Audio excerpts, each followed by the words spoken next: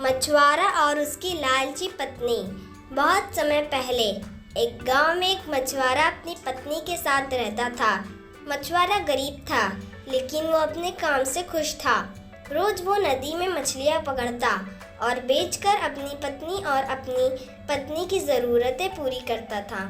मछुआरे की पत्नी हालांकि हमेशा अधिक पाने की लालसा में रहती थी।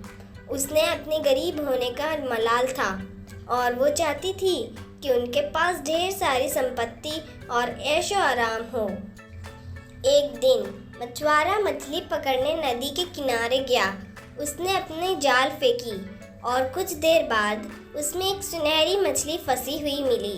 जब मछुआरे ने मछली को पकड़कर बाहर निकाला तो वो आश्चर्यजनक रूप से मछली ने उससे कहा, कृपया मुझे छोड़ दो, मैं तुम्हारी कोई भी इच्छा पूरी कर दूंगी। मछुआरा एक सरल इंसान था। उसने सोचा कि उसकी पत्नी इस बारे में जानकर बहुत खुश होगी, इसलिए उसने मछली को वापस पानी में छोड़ दिया और खाली हाथ घर लौट आया। जब उसने अपनी पत्नी को सुनहरी मछली के बारे में बताया तो उसकी पत्नी बहुत क्रोधित हुई। उसने लालच से भरकर कहा, तुमने मछली से कुछ क्यों नहीं मांगा?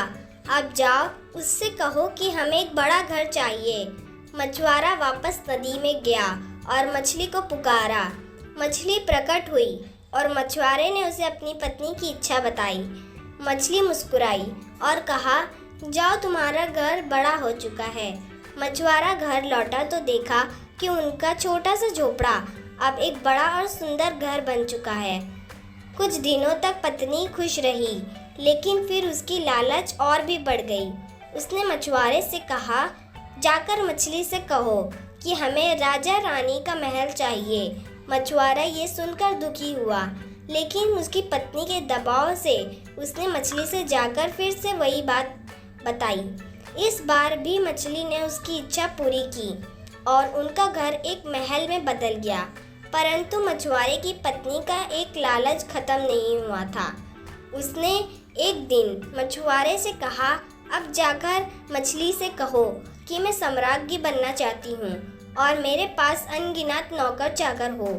मछुआरे ने बहुत समझाने की कोशिश की, लेकिन उसकी पत्नी ने उसे जबरन मछली के पास भेज दिया।